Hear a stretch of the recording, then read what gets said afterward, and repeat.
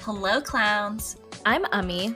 I'm Chen, and we're the hosts of Clown Vibes Podcast. We're two best friends who are chronically online and get together weekly to laugh and discuss all the clown behavior we see on the internet. And there's so much. Truly so much. We're so glad to have you here to clown around with us, and we hope you enjoy the episode.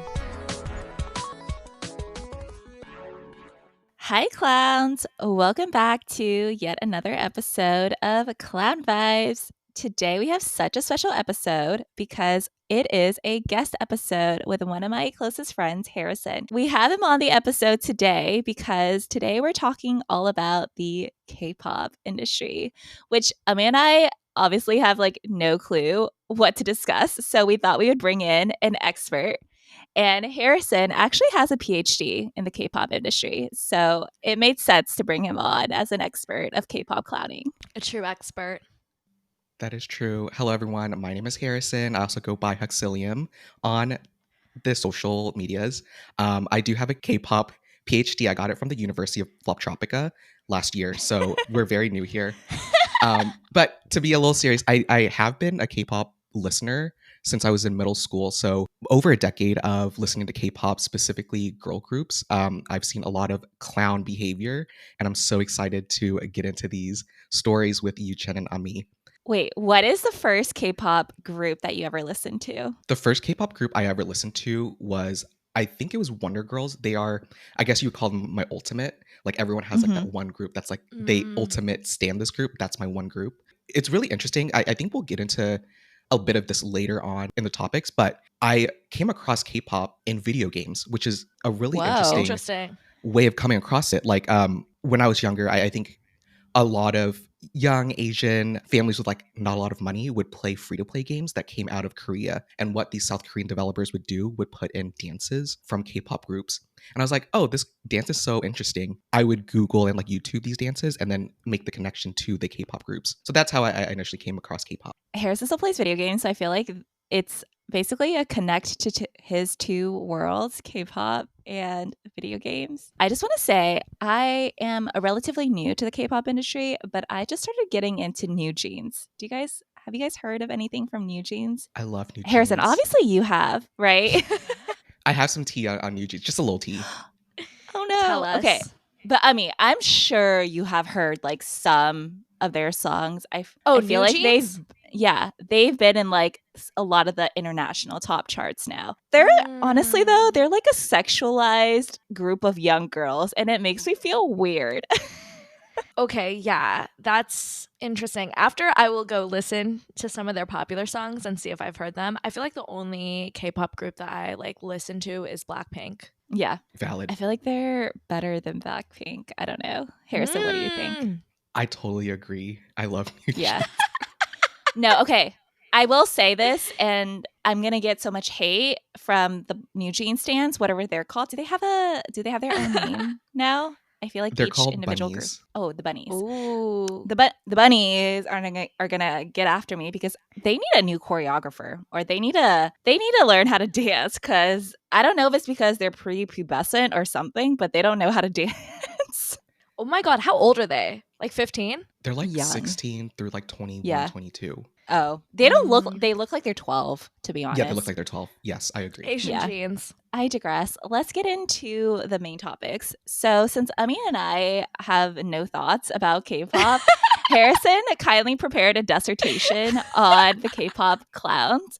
So, Harrison, we would love if you could walk us through, the main clown topics that you've prepared for us today. Yes, because we see clown behavior happen all around K-pop, I decided to pick a few different stories that fit into kind of my three themes, right? So we have the clowns on top, all of the executives in K-pop. They're all clowns, and they have really interesting stories behind them, and just the history and their influence in the industry. I think it's just all very sometimes clownish. They're very well respected, but at the same time, I don't think they're immune to clown behaviors like we all are. And then we have the clowns outside, which are the fans around K-pop. I feel like this is kind of where we sit. K-pop stan / idol / worshiping culture is very interesting. I find that there are parallels between that and how Western artists are treated. But I think there are a few distinctions I want to get into. And then finally, the clowns from within.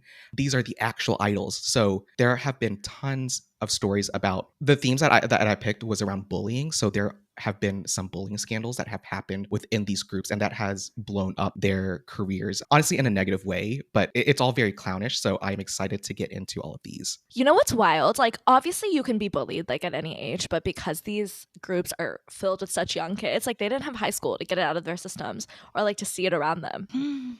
Right? Like Yes. they're expelling this behavior from them while they're in this group, which sucks. With the world watching, I think that's especially important. It's like, you know, like you have disagreements with your team members, family, brothers, sisters, your friends, and it's usually done behind closed doors. But a lot of these happen, I mean, they do happen behind closed doors, but inevitably It gets the leaked. content, it gets leaked. So it's very interesting. Yeah. Man, how wild. And like at that age time, you're like learning how to get through disagreements. Like you shouldn't, or you probably don't really know immediately. So that is really unfortunate for them. And I wonder what that does psychologically.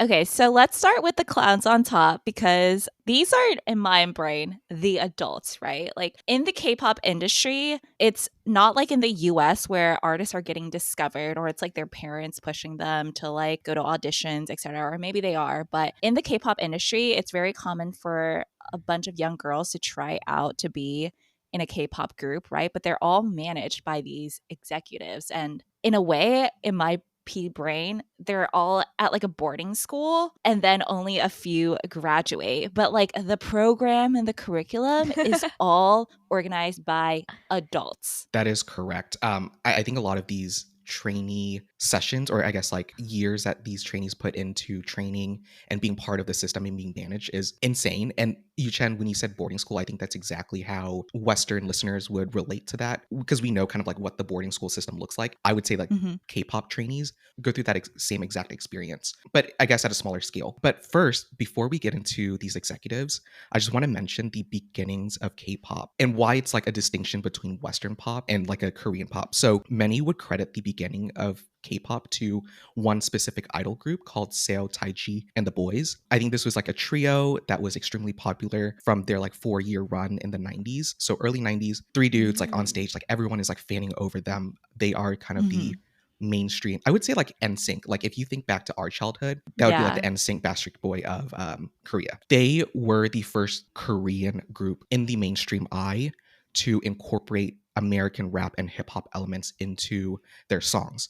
So from that one kind of group style, it evolved into this genre because when you think of K-pop, a lot of their songs and beats are based off of rap and hip hop from America. So I think that's why Western listeners have a great or an easy time transitioning into K-pop because the beats, the melodies are very similar to what we've listened to like in our childhoods. Do you think that's because like Korean people really like America and so they incorporated that on purpose? There's a piece of that. I think it more so has to do with, I think, the alignment of the Korean government with like the US government and just how naturally culture is diffused that way when you have that's fair. the transfer of like, you know, like military bases. Like these dudes are bringing in American songs that Koreans have never heard before.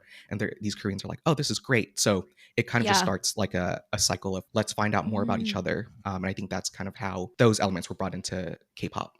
All right, so now we'll get into kind of like the executives. There's one specific executive I'd like to focus on. His name is Yang Han-suk, and he was actually one of the members of Seo Taiji and the Boys. So he was one of the two boys with Seo Taiji, because I think Seo Taiji might have been like the main face or the vocal of the group.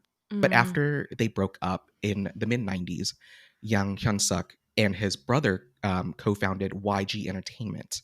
So I would say when I was a first listener of K-pop, there were 3 big companies. YG Entertainment was one of them. And as a K-pop listener, you always expect excellence to come from these big groups. And so starting in the mid-90s, YG would use his experience as being an idol on stage to create this company. And he would personally train and like forge these connections to producers, to choreographers, to songwriters, composers within the K-pop space and start creating these like idols and idol groups. I believe he had one idol debut in the early 2000s. This was a bit before I started listening, but because of that one idol success, YG Entertainment was able to take that money and like go hard, go ham on producing these K-pop idols throughout the late 2000s and like early 20 teens, and honestly to present day. And I want to focus on like kind of his mismanagement and like how this dude fails forward all the time. It's kind of insane. He's also, isn't YG like it's still one of the top producers to this day, right? Like they manage Blackpink. Yep. Like, they're still really big now. Dang. Wait, were they the first like company that basically started the K-pop farm? I don't know. I mean, it's hard to say because Okay. when we look at like these three large companies, they all debuted idols around the same time. And like Okay. they all had certain degrees of success. So it's like it's hard to see kind of like where these like farms like initially started. Yeah, for sure. But the first, I guess, like the first group I want to talk about under YG was Big Bang. They debuted in 2006. They didn't find much success, I think, within like their first or second years, but they had a single called Lies that like blew up the charts. And from there, everything they released afterwards blew up. And I think this was like the first, I would say like the first boy group in South Korea to make it into the international stage in terms of like internet recognition and like global name recognition. Big Bang was like one of the big groups. And I think they had like you'll see this as a common theme, but they had like a really good debut-ish 2 years where they'll release single after single, they'll come back, they'll release an album, and then all of a sudden they're in Japan. And I guess to give some context, what happens here is that new idol groups will take the first 2 years to build up a steady South Korean fan base as well as an international fan base because they're performing on these music shows. And then once they've developed that international fan base, the companies will take them overseas and have them perform in concerts overseas, and they'll be gone for like months at a time. So we see like an initial uprise of songs and singles and like all these activities coming from idols. And then once they hit that 2-year mark or 3-year mark, they start going overseas and we see like less content from them. So that's just a very common trend we see as part of like the K-pop idol life cycle. What is the average length of a life cycle? Because in my opinion, I feel like it's relatively short. I think the longest that I've seen like from a viewer in the Western culture is just like Blackpink. They've had a rather long runway, but I feel like what I've heard is their release cycle hasn't been as like repetitive or like quick as the typical K-pop idol group. BTS, I feel like, had a really short runway in comparison, but I know because they had to join the army. I think that's why. I fully forgot about BTS. I was like, there's something else there's like another group I know, but I forgot. They used to call K-pop contracts slave contracts because oh God. Yeah, it's kind of insane. Like the terms were that like these idols would have to, from their debut date, be with the agency and like pay back the agency and give like the agency certain cuts of their performances for 10 years. 10 years? 10, yes. So like while idols like may not last that long in the public eye, they're bound to these contracts for 10 years. So like, you have a great 6-year run and then all of a sudden like you're not popular, so your company doesn't promote you, you're still stuck with that company for the next 4 years. You can't, go anywhere else and like be an entertainer elsewhere. So it's quite insane. But now they've reduced it back to 7. It's savage. Even 7 is so much. And like, when do you typically sign one of these? Like, what age range? I guess 16, or I feel like there's no laws against it either. Whereas like here, there's probably certain protections when you're younger, but they start young. Yeah, like do their parents sign these contracts then? I would imagine you know what I mean? So. Yeah. Let me, I guess, like before we get into like these scandals, let me give you like even more tea about how this training process works. These kids will come in, they'll audition from like the ages of like 9 to 11. They'll get scouted by these companies, these large agencies. They'll train from like say 12 to 16, right? And then they're ready to debut at like 17. The day before they debut, or basically I think once they are the finalized position, they'll sign an exclusivity contract. So before then, they're kind of on a contract, but not. So as a trainee, you are incurring debt for the agency. The agency is like, hey, we will pay for your music lessons, vocal lessons, dance, English lessons, or Korean lessons if you're a foreigner, as long as when you debut, you have to pay us back that amount. If the trainee decides to leave, the company can make the decision to remove that debt. But the stipulation being that these trainees can never sign with another agency. So it's like you can't just go to like the best agency, get free training, and then debut with another one. So like there are ways like these agencies protect themselves. It's quite insane. It makes sense from a business perspective, for sure. But it's also just like I think the government needs to put some like laws in place because that just something's off. All right, should we get into the scandals? Yes. So we talked a bit about Big Bang, 2 years of like full Korean domestic success, then 2 years of basically Japanese concerts and success, and then military time. A lot of the guys are gone for their military like 2-year service. Big Bang went on, 4 out of the 5 members went on their military service starting in 2015. They left one member back. He was the youngest. His name was Seung-ri, and he kind of like held the fort down. This tactic is still being used today. Like BTS, I think 6 out of 7 members went to the military. Meanwhile, Jungkook stayed back and like released his solos, which honestly, I think Jungkook was like my stepping stone into BTS just because his solos are so good. He's so good. Yeah. He's insane. He's insane. But besides the point, Seung-ri, at the time when he was the only Big Bang member left, I think he released like a couple of solo or singles. And then he would start to do these like business ventures where he would use his name as a celebrity to open or partner up with like the openings of restaurants overseas, or in this specific example, a nightclub. So I don't think he actually opened this nightclub, but he would serve as one of the executive directors. So basically, like he was a CEO of the club, really running it. And the club was called the Burning Sun nightclub. It was located in Gangnam, which is I would say, like Manhattan of Seoul. This is like the most expensive neighborhood. Everyone is like super rich. Generally, you would see international business people choose to reside here. So everything is like really up there. And this specific club was located in the Ritz-Carlton. So it's like on top of Gangnam being like one of the most expensive neighborhoods, you have the Ritz-Carlton. This club, it was just known as like the fanciest club, I guess, in Seoul. And it was propelled even more because Seung-ri, being as popular as he was and how Big Bang was, like his name brought some attention to this club as well. It opened in February 2008, and then it was shut down February 2019. Or sorry, I said February 2018, and it shut down a year later in 2019. I was like, wow, that's a long run. Not a long run. No, 1 year run. And the reason why it closed or shut down for, I don't know if it's back up, but the reason why it shut down was because allegations of like sexual crimes were being brought to light and being alleged. I think because Seung-ri was part of this, it blew it up even more. So like, it's a double-edged sword, right? Like this club benefited from having a celebrity being one of the directors, but is also now facing a lot of the downfall because a celebrity is associated with them. What happened was on one of the nights in February 2019, a bystander saw a woman getting dragged and like sexually assaulted, harassed, assaulted. I don't know exactly what the details were, but it looked really bad. Yeah. And he tried to intervene and like help her, but he was thrown out by the security guards. And then the security guards would call the cops on him and say that like he was the one who, you know, initiated and was being rowdy in this club, and like they just needed him gone.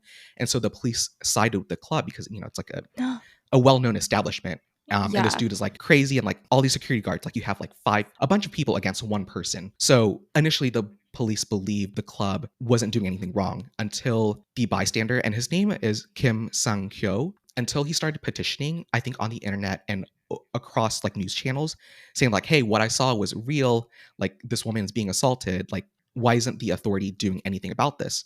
And so now that like the story was like more blown up in the public eye through news channels, people started to look into things a bit deeper. And again, especially because Seung-ri was part of this, eyes immediately like were on him. And so this was like the first clownery here. Yang Hyun-suk, I guess I'll start calling him YG because he's just so ingrained with that company, said that while Seung-ri was there that night, he had left before this assault happened. You have the CEO of one of the largest entertainment companies making a public statement denying that one of his idols had any part to do with anything gross happening at this nightclub, right? So we know he made the statement, it's ingrained in public memory forever. God. And so I think initially people were like, all right, we believe you. Like, yeah, you know, he was only one of the directors, right? There's like 7 or 9 other directors. So perhaps like Seung-ri was innocent. Well, towards the end of the month of February, messages started leaking out, and Seung-ri was part of that chat room. And what had happened in the chat room were images of women being drugged or like unconscious. Their nude bodies were leaked, and like these people would send them back and forth. They would use that group message to, I think, plan when or where they would have prostitutes for foreign investors. So like a lot of shady things happening within this chat group. And not only Seung-ri was part of this, there were other celebrities that were part of this chat room in general, sharing their images of like women they've slept with or women they've gotten to show themselves nude. And like they would just trade these pictures around. This was like one of the biggest scandals in Korea because it's just, I don't think It's sick. Like you don't do this. Yeah. I know there's like talks about Korea men becoming a bit more chauvinistic, becoming more right wing. At this point in time, like Korea, I think overwhelmingly did not accept this. So this was like all over the news for I think the early part of 2019. And I think as of 2021 or 2022, Seungri was like charged and he was in jail. I think it's about to be up now since it's 2024, but he was charged and like was in jail, I think, for 3 years. Can I ask a question? How old was he when all this was happening? I would say like early 20s. Oh my God. Yeah, he was the youngest of Big Bang. So I think when he debuted, he was like in his teens still. So like he was still a baby, but like, not to defend him. No, yeah, definitely. But like also what business did he have like with this nightclub? Exactly. And like why? Well, it's also just like, isn't Big Bang over? Like there's no way that they could ever recover from that scandal. And even though the other members were off in their military duty, like one member that was left to hold down the fort, you ruined it. Like disgusting. There's no way they can ever come back as Big Bang. I want to talk about specifically about 21 and Blackpink, two girl groups under YG. 21 debuted in shortly after Big Bang in 2008. Blackpink debuted honestly like a whole lifetime later in 2016. When 21 debuted, because they were kind of like the first YG girl group using a rap/hip hop influence in their music, they were insanely popular. And I think they flew to like the same successes that Big Bang had seen in the international eye as well. But towards the end of 21's run, YG would refer to 21 as ugly, and that he was preparing a new group that he was calling the Pretty 21, and that was Blackpink. This man deserves jail. When you referred him as YG, you're just talking about the CEO, right? Like, yeah, I'm is talking the to company YG actually coming out with official statements referring to them as ugly? They're not. Sorry. I really associate YG. I associate YG with like Young Hyunsuk. I mean, yeah, that's terrible anyways, but it is. Yeah, I don't believe that the company would ever make those statements.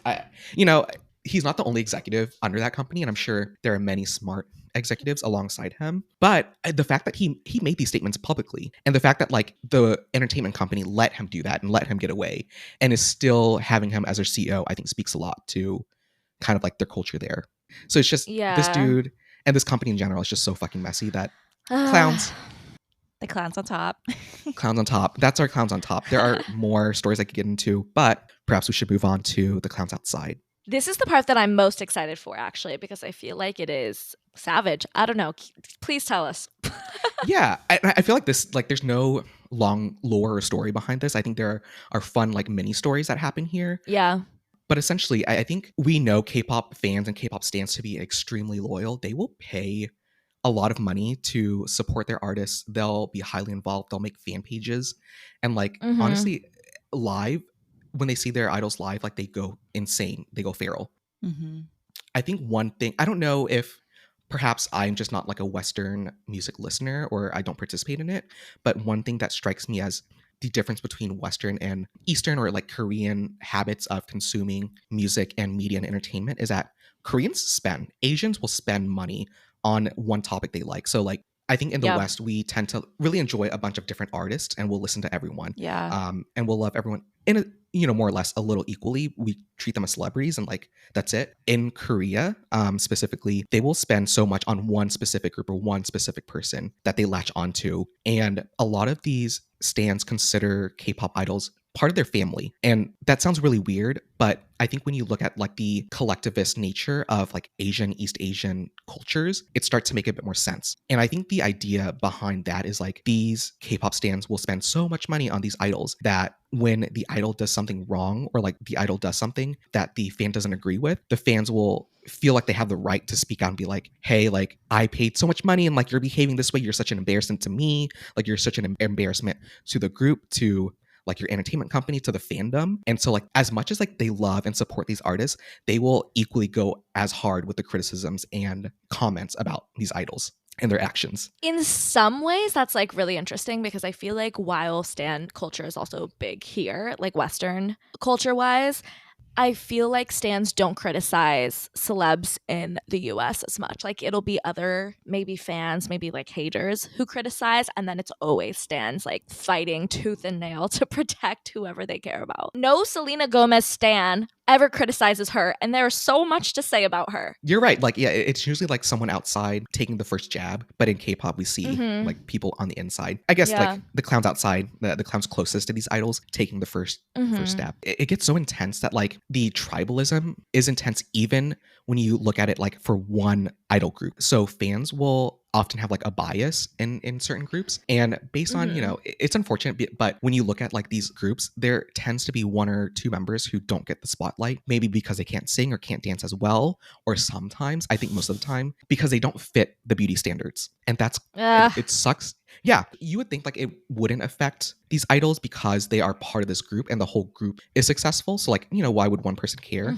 But when it comes to these fan meetings that agencies hold with the idols and with fans will give their favorite idols like gifts. And we see time and time over that sometimes during these fan meetings, if there are 7 members, 6 of them will get gifts and 1 of them won't. And it's like, they'll look visibly upset. They try to hold it in so well on stage, but they'll break. They're human. And they have cameras on them throughout this whole fan meeting. So it's like, damn, like these girls and boys are in such a hurt state of like, damn, like we have such an intimate meeting with our fans and like, oh, none of these people who shut up love me. And like that hurt is being captured on camera. That's insane. That's so insane. And like so mean. I feel like that's something about Asian culture that's very different than like Western culture. Of at least US culture, you're kind of like to everyone's face nice. Yes. You might hate them privately, but I think Asians are much more outward about what they're feeling, and they aren't gonna do like fake niceties. I think it's wild that they let these girl groups or these boy groups become 6-7 people. Like I think that's just almost expected. It's too much. That there's one that's isolated at least.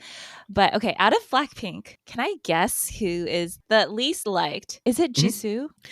That's funny because I think international she's the least liked, but in Korea she fits their beauty standards, so she's the most loved, I think, in Korea. Oh, interesting. Who is the least liked in Korea? I think it would be Lisa because she's she's not Korean. She's ethnically the only non-Korean. What is she? She's Thai. So, I think it's getting better. And I think a lot of media and like the media, like the professional group within Korean media as a whole, they're starting to become more inclusive of the different expats that come to live in South Korea. But I do still think like there is like a big colorism and like racism problem in Korea at like the fan level. Dang. Why did you say Jisoo? Why do you think that she is the least liked? The content that I see is that Jisoo like can't dance. Oh, okay. Yeah. And Lisa can dance. Like I think she is the strongest dancer out of the entire group. Yeah. But Jisoo has a very like Korean looking. She looks like a Korean idol, so I can see why it doesn't resonate as well with like Western viewers. Can we talk about the Black Ocean? Yes, especially that. Okay. This is insane. So I think a lot of people know that like in K-pop, each group will like release like their light stick. So people will buy it for like $30 to $60, sometimes more, sometimes less. And they'll bring it to their concerts. And like during the concert, like they'll use it as like they'll wave it and like it looks really pretty for the idols. So it's like in a sense, like you're showing support monetarily, but also like visually while the idols are performing on stage. A Black Ocean event happens when you have people turning off their light sticks, perhaps even turning their bodies and not facing the stage, physically not even facing the stage. Like the idols can't even see their faces. Like they can only see the back of their heads.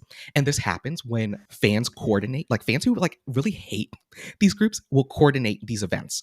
One of the most infamous events I think happened for this girl group called Girls' Generation, SNSD, if you've ever heard of them. They were performing as part of a concert for their agency. So this concert were only filled with fans who were fans of the agency as a whole. So like, Girls' Generation isn't the only group in that agency. They had boy groups, they had other girl groups, but they would perform together. When Girls' Generation went on stage, the whole stadium turned off their lights, turned their bodies. It's insane. That's so insane. No, okay, K-pop stands are like so powerful because that is so savage. I would cry on stage. Yeah. If that happens to why? me. Well, exactly. You paid money, just like sit here and like chill then. Just don't wave the light, but don't turn it off. Yeah, it's a good show. Like, just watch it, dude. Yeah, like relax. Yeah. When I saw like videos of this happening, the only section that had their lights on were like the girls' fans, like Girls' Generation's fans. Yeah. You could see like the whole stadium just like being pitch black, except that one little section with like pink lights waving around. Aww. It was so sad. And it's like, so the context here is that all of these other fans of these other groups thought that the agency was giving preferential treatment to Girls' Generation because they were being promoted and like pushed a lot more. But it's like Girls' Generation like was the tippy top. Like they were K-pop at one point. So it's like it would make sense that like the agency pours a lot of effort into maintaining that status quo and maintaining them as the top of the hierarchy. So it's like having these fans like attack them and like being rude to them, having this Black Ocean event. It's weird. I was looking at like certain events in history that where a Black Ocean occurred, and one of them was in front of like Katy Perry's performance when she shared the stage with BTS. And I thought that was so funny. Like, because of Katy Perry? Like, why didn't they like Katy Perry? I think she said something about the BTS army and that like offended the fans. Army. But yeah, I just don't think like, I think BTS was performing in America or something, like in front of a bunch of Western viewers. And I think like, you know, in Western culture, this doesn't happen. And so I think like a bunch of people were just shocked by the power of K-pop stans. K-pop stans. Dude, that's really wild for that to have happened in the US. But honestly, because it's Katy Perry, it's just so much more funnier. I know. We have stans in, I guess, Western music culture, but in Korea, they have sasaengs. These are stalkers, like straight up, because the idols are trained to like not break character or break their mask of like being an idol in public. Some of these like crazy fans feel like the only way they can get their idol to notice them is to make their idol's lives harder, so that when these idols lash out, the fans get to experience the real person. I think that is like one of the motivators. So one boy group, TVXQ, I think they came before Big Bang, and like they're very popular in the Asian market specifically. One fan broke into, they tapped one of the members' phones, they broke into their apartments, and they poisoned one of the members. And the members, he had to get his stomach pumped. What? Yup. And then, not only that, these fans would like run into these artists and like agitate them, and like some of these idols, you know, who have perfect images because honestly they're great people and like they want to keep it professional. They broke and it got captured on camera, which is never a good thing. Insane. But also rightly so. Rightly Yeah, fucking literally. So. What the fuck? What the fuck? Like, how is... Like, I just don't understand the like psyche behind thinking like the only way you can get this person's attention is if you physically harm them. They're crazy, but They're it's unwell. I think it's unwell, but it's like the amount of people that are unwell, you know, like it's just insane. Oh my God. Okay, you would think one person unwell, okay, like that happens in society, but the rate of which it happens to idols and honestly celebrities in general, insane. Oh my God. Okay, so my aunt is a K-pop fanatic, and she says like they also have a bunch of live streams that you can just like watch at any given time. That has got to stop because the stalker thing, that's not helping. I don't think they can. I feel like live stream is so big in Asia. Like I'm surprised that it hasn't really taken off, but like live stream is so big in Asia, and it's just, I think it's a huge money driver. Honestly, everything that's come out of the K-pop industry, I feel like goes back to capitalism. Like it's just like they're selling these idols out to be closer to their fans. Yeah. Like, I think the clowns on top aren't protecting their idols enough. On that topic, we'll move on to the clowns from within. And so this is my favorite part. Ooh, there's so much tea here. It happens all the time, but I specifically picked two girl groups that were my favorites. And I used to listen to, I still do, honestly, to both of these groups' discography. So we know idols to be like these perfect caricatures of what it means to be like a human or what it means to be an entertainer. They're beautiful, they're tall, they're no acne, perfect vocals, can dance, can sing, skinny. Like they're perfect humans, right? Yeah. And so I think we can't relate. We can't relate, and we sometimes forget that like they're also humans. And so when these like stories come out, it jars me for a second, and I'm like, oh yeah, like this makes sense. Like I would be like that too. Yeah. So the first group I want to talk about is Tiara, T-Ara, like a tiara but stylized, and I feel that's iconic. They debuted in 2009 as a 6-member group. Their early stages were super popular, but because I think they were great performers, they were great live singers, but I think their music also spoke to the Korean public and in terms of like the melodies or in terms of like what the song was about. So they had a great run. Like everyone loved them. Like everyone knew their songs. Everyone knew, oh, their dances were catchy too. So I think like that's how a lot of people came to love them, was just like, this is a cute dancing song. We love it. So they were just prolific. In 2010, about a year later, they added a 7th member named Hwa Young. And I believe they added 2 more members. So like eventually they were a 9-member group. But honestly, they don't fucking matter. They're only the 6 original members and Hua Young matter in this story. So they debuted in 2009 after their commercial domestic success. In 2012, they moved on to performing in Japan, right? So we see this pattern again. Hua Young, so she joined in 2010. Concerts happened in 2012. Hua Young only performed one song. And then another member decided to subtweet saying that there are differences in levels of determination. Let us have more determination. And the other members, not Hua Young, agreed with her. They're like, yes, girl, like speak up. I applaud you. Like, yes, girl, like you say that. And so this kind of like ruffled some feathers, but like no one really thought anything of it until later that year. Hua Young's sister went on a TV show, another reality TV show or just like an interview TV show where she wrote a letter to her sister basically saying, my better half is suffering. My heart hurts no matter what anyone else says. Hua Young, you can get through this. And so now people are like, oh shit, what the fuck? Now we know who the victim of this whole story is. And so people, like the general public, turned against Tiara and was basically criticizing the other members for bullying Hua Young, even though nothing had really come out yet. What happened was like basically Tiara couldn't perform in Korea anymore. Like they were basically gone from the Korean public. They stopped releasing music in Korea. They stopped performing. They stopped doing all activities in Korea. And I think they only perform in Japan, in China, all over Asia, except in South Korea. But kind of after Tiara had gone through their cycle, I believe they had really stopped performing and like being a group prior to this. But in 2017, a former staff member came out and gave the details about these like bullying allegations and basically said that no, Hua Young was the aggressor all the time. She was basically the one who would bully and threaten the other members instead of it being the other way around. And so what a turn of events. What a turn of events.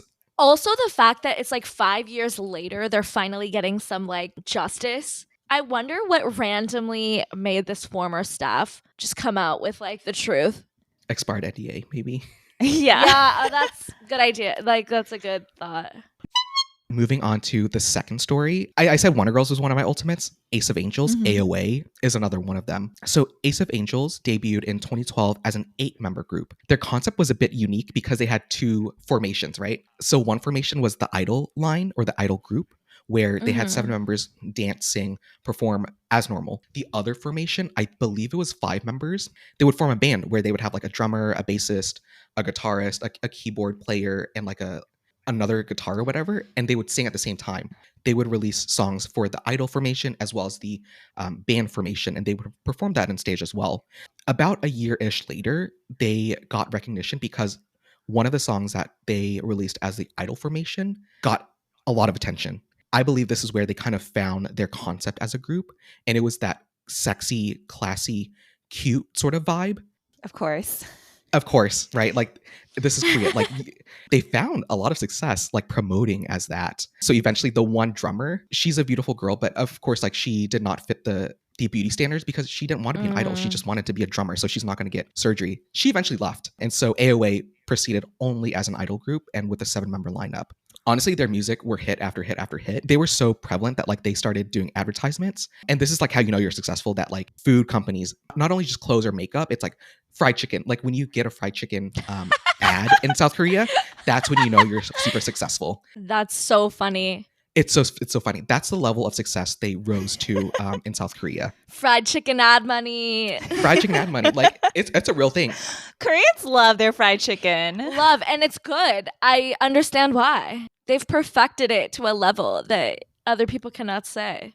And then until 2017, when Choa, she's the main vocalist, and I honestly would argue she's the backbone of the entire group because her voice is, you know, very unique, once in a generation, and it was always heavily prioritized in their songs. She left, and then quickly following her in 2019 was another member called Mina. But honestly, when Choa left, I really think AOA's like their success just like dropped. Do we know why she left? Oh, yes. She basically was like, being an idol sucks. Day after day, I'm faced with criticisms. She said, even though I have trophies, even though I'm winning these awards on stage, it just doesn't feel like I've achieved anything because they're constantly being evaluated under the public eye. So she was just tired. She was like, I don't give a fuck. Yeah. I got a voice. I want to sing. I don't want to fucking be sexualized anymore. And then Mina in 2019, but Mina didn't state why. So key factor.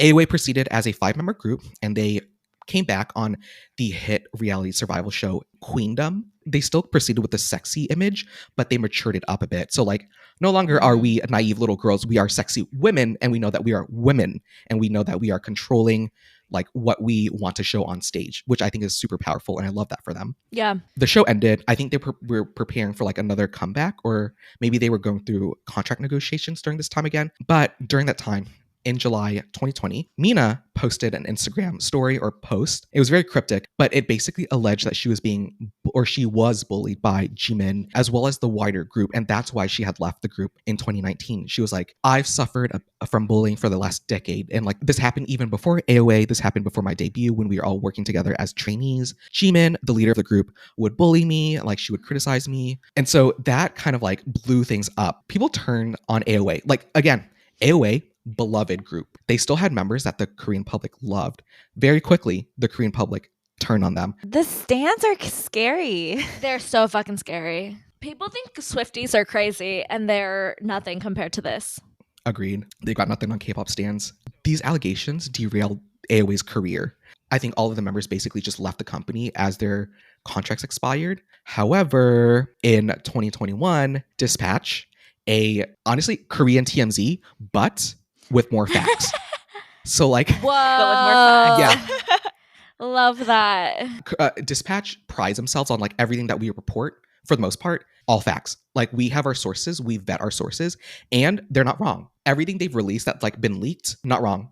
And so in 2021, they released a chat room transcript of the members. So July 2020, Mina made these statements. They went back and forth. I think the girls were like, what the fuck is happening? Until November 2020, they decided to like come back together to have this discussion with Choa. Remember, Choa left So many in years 2017. Ago. So many years ago. She came back because like, she's like, I love my girls. Like, what the fuck is going on? Like, let's resolve this so like we can all move on with our careers. Basically, they went back and forth. Mina wasn't happy about how things were being handled, blah, blah, blah.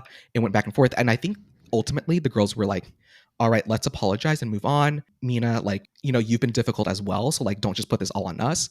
Like, let's all make like a public statement. Right after this conversation happened back in 2020, Jimin made a public statement. She was like, I'm so sorry for what, you know, I've treated her, blah, blah, blah. I hope we can move on and continue our careers. Like, I was a bad leader. Like, I've learned from my mistakes. Mina right after was like, actually, this apology wasn't real. What a silly, silly person.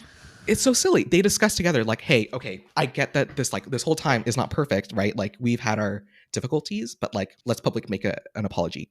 Mina basically derailed all that. So for the next year, after Mina basically like killed AOA's career, people were like, I guess like criticizing her or like making comments, and she would publicly go onto Instagram and like make stories refuting these criticisms or refuting a lot of what people were saying. So she was pulling a Nicki Minaj, where any and all criticisms, she was like, I gotta respond to it. And like, very quickly, the Korean public was like, what the fuck is going on? Like, this girl does not seem sane. So then once the Dispatch transcript was released, part of that was also the managers speaking about Mina. And like, they basically were like, oh shit, like this girl is scary. She is sensitive. She's angry. She's terrifying. And there was one text I want to read. One manager texted, "Whoo, Mina Ani is scary. Today was a bit much." This manager is sending this to other managers of this group. So it's like, professionally, they are venting to each other about this one girl. The one who keeps on bringing up issues that happened years ago, like, you left the girl group years ago, and you're the one that's still stirring the pot. Like, it's a tale as old as time. Like, we all know who the troublemaker is. Who smelt it, dealt it. For the longest time, we thought like the bullies were like the other members. So it's like, damn, like, we could have had good music coming from AOA if it weren't for fucking Mina like making all these lies and like playing things up. I get that she felt bullied, but at the same time, it's like, girl, if you suck, like, reevaluate yourself and like think about why people are criticizing you, you know, just a little bit. Because idols are essentially idolized, they're held to a level of perfection. Literally one misstep ruins your career. And because like there's an like sense of collectivism, like, you're a girl group or you're a boy group, one misstep by like any one member just ends careers for like all. Yeah. And like, are these girls or boys like even friends? Like, they're kind of basically just like stuck together. They're your colleagues who you didn't get to choose, which is extra annoying. It's extra annoying. And one of the funny things about K-pop culture now, or internet culture, is the idea of like the K-pop groups that where all the members are just colleagues make the best music. And that's been like a funny theme I've seen Less in like clownery. the K-pop. Less clownery. 'Cause it's like, yeah, like just give us music. That's all we fucking want. We don't care about like your little relationship. We don't care about being parasocial. We just want good music. So to just be colleagues and like give us good music. Love that. Harrison, to wrap us up, I have a question for you. Would you rather be a clown on top, a clown outside, or a clown within? Ooh. Honestly, I think clown on top. Because it's never gonna be clown. I'm never gonna be a fucking sasaeng. I'm never gonna be a fucking stan that like goes to all these concerts because I don't want to spend the money. I never want to be the K-pop idol because like there are so many pressures that come with it. But like being on the top, honestly, I would take my job more seriously than a lot of these executives. I would produce one of the best girl groups in this world. Mark my words. Yes. You have to be a clown. Like that's the requirement. Okay, I'll take it. At least you know what? I will clown sell on my soul. I will sell my soul to produce Yeah. a girl group. Just putting that out there. Whoever listens. Ami, what would you be? I think you're right. I would be a clown on top because then you're like still making the money. You don't have to be famous, which I think is ideal. I was gonna say clown on top too. I talk We're all about the this same. like every week, how we can never be influencers, and also like I just think being a super fan is exhausting. Exhausting. Because you never get any recognition. And I could not care about anything like to that level. All right, Harrison, this has been so funny and so enlightening, and I don't know. I'm sure. Ami, are you gonna Are you gonna start listening to K-pop? I might, but like I think it'll make me sad maybe for everyone. I'll just listen and think about all the torture they're enduring. So we'll see. All right, Harrison, thank you so much for joining. Where can our listeners find you? You're so welcome. I have started my new e-personality called Huxilium. Huxilium. Huxilium. No one else is using that tag, so like I will take it. So if you just look that up, I'm on TikTok. I have a couple YouTube channels that I don't really post on. So you can find me there. Amazing. This was so fun. This is fun. Thanks for having me. Thanks so much for listening. You can follow us on all social media at Clown Vibes Podcast or email us at clownvibespodcast@gmail.com. And if you like our show and want to support us, please like, subscribe, and give us a rating and review. That's it for today. Bye, clowns. Bye, clowns.